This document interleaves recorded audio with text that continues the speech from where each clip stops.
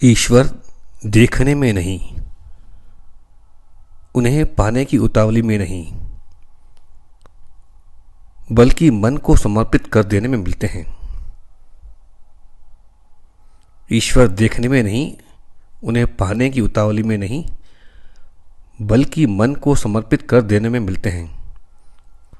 जो मूल को पकड़ता है उसे शाखाएं, पत्ते, फल सब अपने आप मिल जाते हैं। एक बार एक राजा ने पूरे राज्य में विचित्र घोषणा करवाई, कल सुबह मेरे महल का द्वार खुलते ही जो जिस वस्तु को छू लेगा वह उसी की हो जाएगी। घोषणा सुनते ही नगर में खलबली मच गई। रात भर शहर जागता रहा। किसी को खजना चाहिए था, किसी को हाथी, किसी को सोना, किसी को महल की दुर्लभ वस्तुएं। हर मन अपने अपने स्वप्न बुन रहा था। हर मन अपने अपने स्वप्न बुन रहा था। सुबह हुई, महल का विशाल द्वार खुला।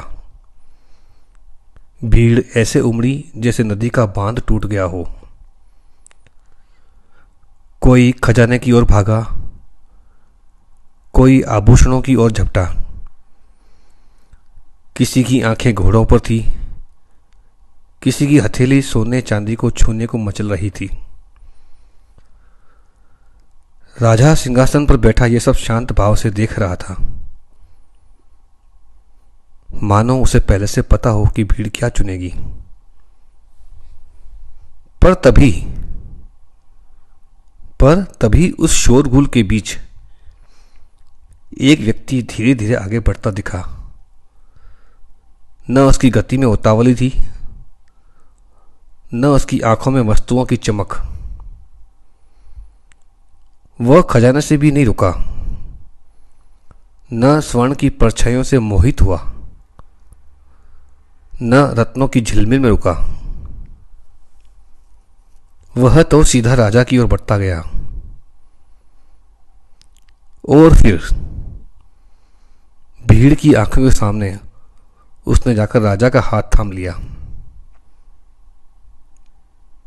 भीड़ की आंखों के सामने उसने जाकर राजा का हाथ थाम लिया। क्षण भर के लिए माहौल में मौन फैल गया। राजा मुस्कुराया, वही रहस्यमयी मुस्कान, और बोला, जिसने मुझे छू लिया उसने सब कुछ पा लिया। जिसने मुझे छू लिया उसने सब कुछ पा लिया, क्योंकि राजा उसका हो गया और राजा का संपूर्ण वैभव भी। क्योंकि राजा उसका हो गया और राजा का संपूर्ण वैभव भी। यह जीवन की सबसे बड़ी गहरी सीख है। हम रोज उसी भीड़ की तरह दौड़ते हैं।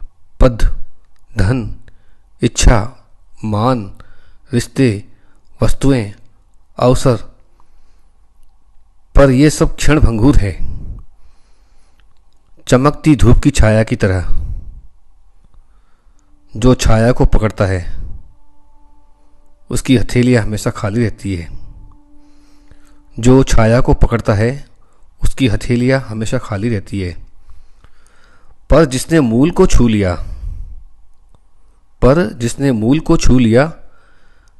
जिसने ईश्वर को, सत्य को, अपने भीतर की उस शांति को छू लिया, उसके लिए तो सृष्टि का हर खजाना सहज हो जाता है।